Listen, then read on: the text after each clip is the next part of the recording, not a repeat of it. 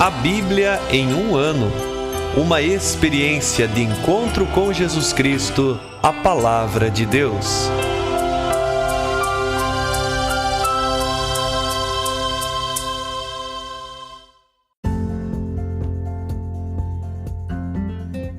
Olá, eu sou o Bruno, seminarista da Diocese de Ponta Grossa, Paraná.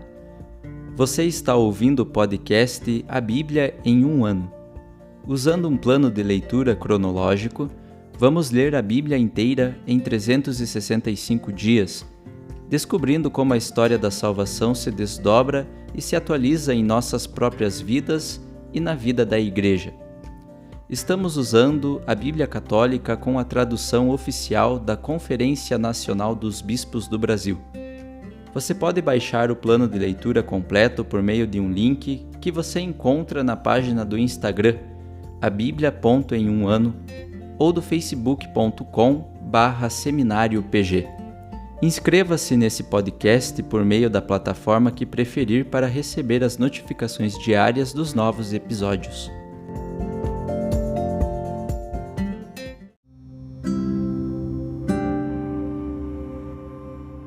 Olá, eu sou o Padre Joel Nalepa, da Diocese de Ponta Grossa, no Paraná. Antes de iniciarmos a leitura e a escuta dos textos bíblicos propostos para hoje, vamos pedir que o Espírito Santo ilumine nossa mente e nosso coração para que a Palavra de Deus frutifique em nossas vidas. Em nome do Pai, do Filho e do Espírito Santo. Amém. Vindo Espírito Santo, enchei os corações dos vossos fiéis e acendei neles o fogo do vosso amor. Enviai o vosso Espírito, e tudo será criado, e renovareis a face da terra. Oremos. Ó Deus, que instruístes os corações dos vossos fiéis com a luz do Espírito Santo, fazei que apreciemos retamente todas as coisas, segundo o mesmo Espírito, e gozemos sempre de sua consolação. Por Cristo nosso Senhor. Amém.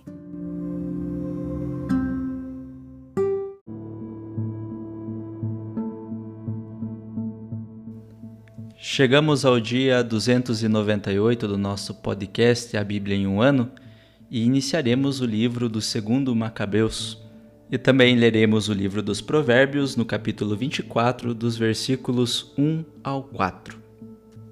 Segundo Macabeus, capítulo 1. Aos irmãos judeus no Egito, saúdam e desejam bem-estar seus irmãos judeus de Jerusalém e da região da Judéia. Que Deus vos cumule de benefícios e se recorde de sua aliança com Abraão, Isaque e Jacó, seus servos fiéis. Que ele vos conceda a todos a disposição para prestar-lhe culto e cumprir a sua vontade com um coração grande e ânimo resoluto. Que ele vos abra o coração à sua lei e a seus preceitos e vos conceda a paz. Ele escute vossas orações, reconcilie-se convosco e não vos abandone na adversidade. Quanto a nós, aqui estamos orando por vós. Durante o reinado de Demétrio, no ano 169, nós judeus vos escrevemos no meio da tribulação e violência que se abateu sobre nós naqueles anos, desde que Jasão e seus partidários traíram a causa da Terra Santa e do reino, queimando o portal do templo e derramando sangue inocente. Mas nós oramos ao Senhor e fomos atendidos, e assim pusemos novamente a oferecer sacrifícios e farinha fina, e acender as lâmpadas e apresentar os pães. Agora, pois, celebrais os dias de festas das tendas do mês de Casleu, no ano 188. Os habitantes de Jerusalém e da Judéia, o conselho dos anciãos e Judas a Aristóbulo, mestre do rei Ptolomeu e pertencente à linhagem dos sacerdotes ungidos, bem como aos judeus que estão no Egito, saudações e votos de saúde. Libertados por Deus de graves perigos, nós lhe rendemos grandiosas ações de graças por termos podido enfrentar o rei. Pois foi ele quem fez desaparecer os que combateram contra a cidade santa. De fato, quando foi à Pérsia, o seu chefe e o exército sob o seu comando aparentemente irresistível, foram todos trucidados no templo de Naneia, graças a um estratagema dos sacerdotes da deusa. Pois Antíoco viera ao lugar sob pretexto de desposar a deusa, ele com seus amigos, a fim de apoderar-se das muitas riquezas a título de dote. Tendo os sacerdotes de Naneia exposto essas riquezas, ele entrou com poucos companheiros no recinto sagrado. Mal tinha entrado Antíoco, os sacerdotes fecharam o templo e, por uma abertura secreta no forro, fulminaram o príncipe, arremessando-lhe pedras. Esquartejaram-no, bem como aos companheiros, e, cortando as cabeças deles, lançaram-nos fora. Em tudo seja bendito o nosso Deus, que entrega à morte os que cometem impiedade. Estando nós para celebrar a purificação do templo, no dia 25 do mês de Casleu, julgamos necessário informar-vos a respeito, a fim de que vós também celebreis essa festa das tendas. Celebrai também a memória do fogo que nos foi dado quando Neemias, tendo reedificado o templo e o altar, ofereceu sacrifícios. De fato, quando nossos pais foram levados cativos para a Pérsia, os sacerdotes de então, tementes a Deus, pegaram secretamente um pouco do fogo do altar e o ocultaram na cavidade de um poço desativado. Ali o conservaram em segurança, de tal maneira que ninguém ficou sabendo do lugar.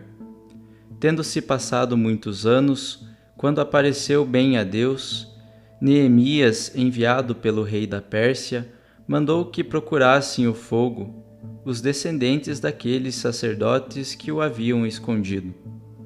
Como nos contaram, eles não encontraram o fogo, mas uma água espessa. Neemias mandou-os tirar um pouco dessa água e trazê-la. Colocados os sacrifícios sobre o altar, Neemias mandou que os sacerdotes aspergissem com aquela água a lenha e o que estava sobre ela. Feito isso, e chegado o momento em que o sol, antes encoberto por nuvens, tornou a brilhar, acendeu-se uma grande fogaréu, a ponto de todos ficarem maravilhados.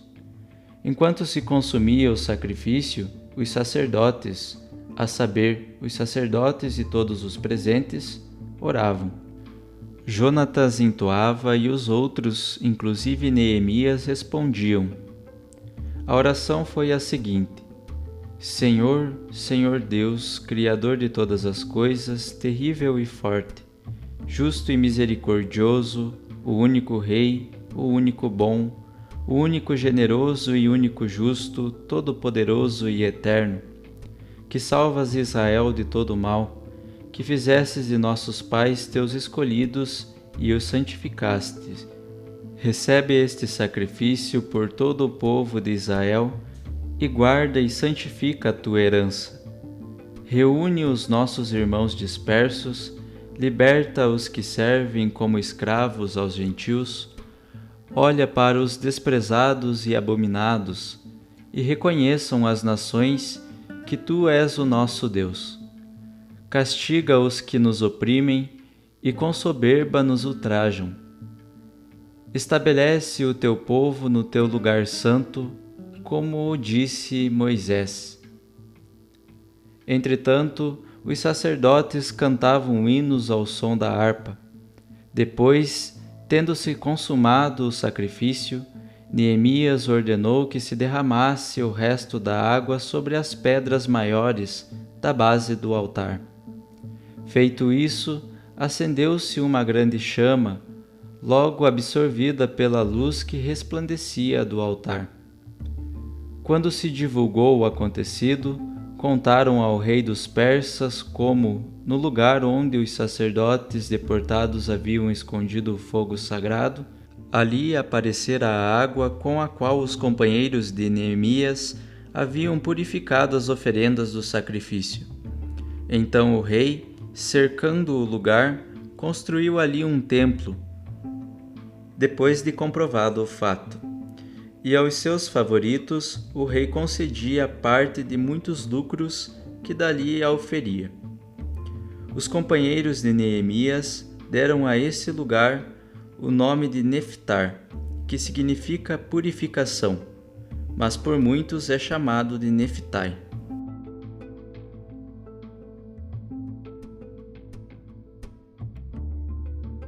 Provérbios capítulo 24, versículos 1 ao 4.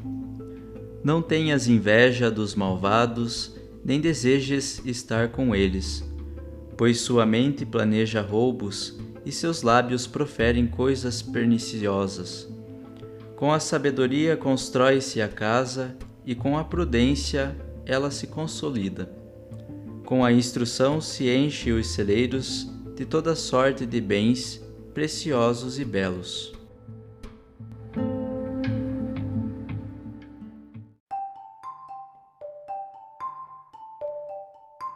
Olá, sou o Padre Jaime Roça, da Diocese de Ponta Grossa, no Paraná. Hoje, na leitura da Bíblia em um ano, iniciamos o segundo livro dos Macabeus. Foi lido o primeiro capítulo e também 4 versículos do livro dos Provérbios. O segundo livro dos Macabeus não é continuação do primeiro.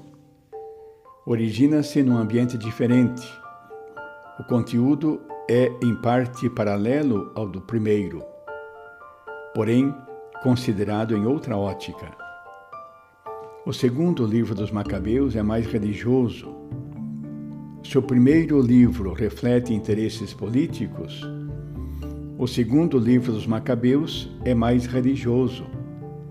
Reflete sentimentos dos piedosos. O livro se destina aos judeus de Alexandria do Egito, por volta do ano 120 a.C., para propagar aí a festa da dedicação do templo, a festa das tendas de Casleu, mês de dezembro.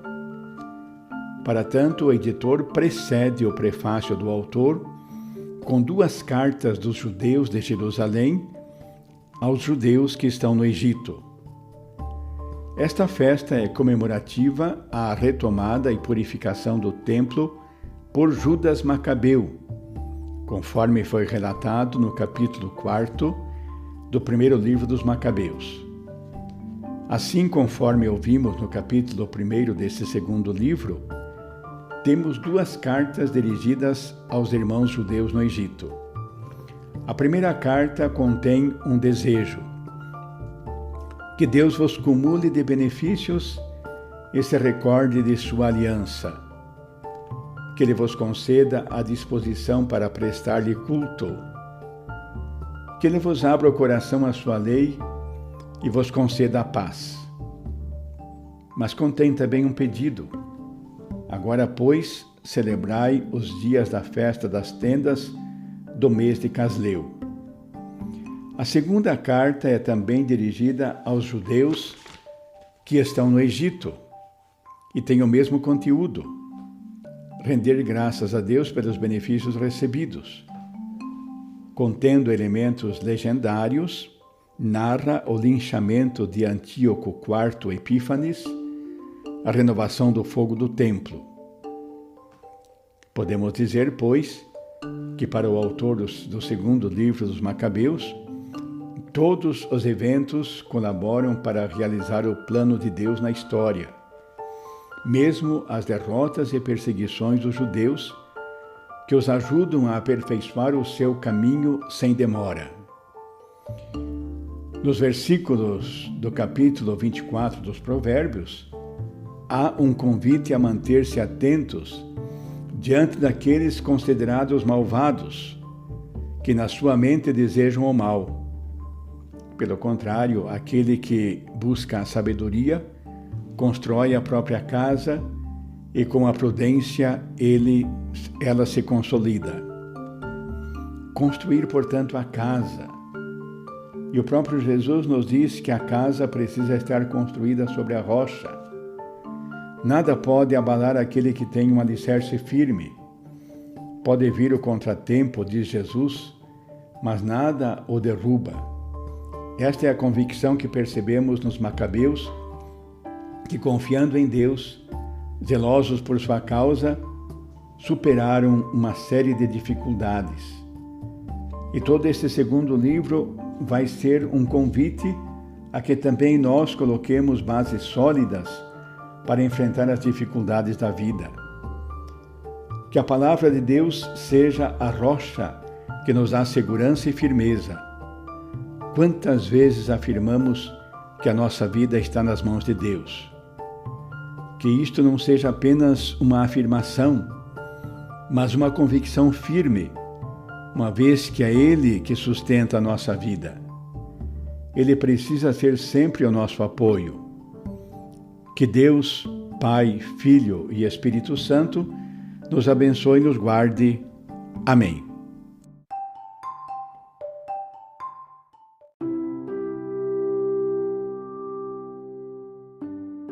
Querido irmão, querida irmã, após a leitura e a meditação da Palavra de Deus contida na Sagrada Escritura, peçamos que o Espírito Santo inspire as nossas ações a partir do mistério de Jesus Cristo, o Verbo encarnado. Oremos. Ó Deus, concedei ao vosso povo alimentar-se cada vez mais da vossa palavra e nela encontrar a fonte da vida. Por nosso Senhor Jesus Cristo, vosso Filho, na unidade do Espírito Santo. Amém. Quem vos fala é Dom Sérgio, bispo da Diocese de Ponta Grossa, no Paraná. Que desça sobre vós a bênção de Deus Todo-Poderoso, Pai e Filho e Espírito Santo. Amém.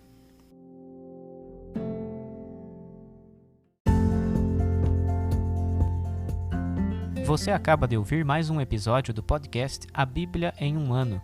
Continue nesse bom propósito de ouvir, ler e praticar a Palavra de Deus. Rezemos por todos que estão fazendo este caminho de leitura da Bíblia. Procure também participar da sua comunidade.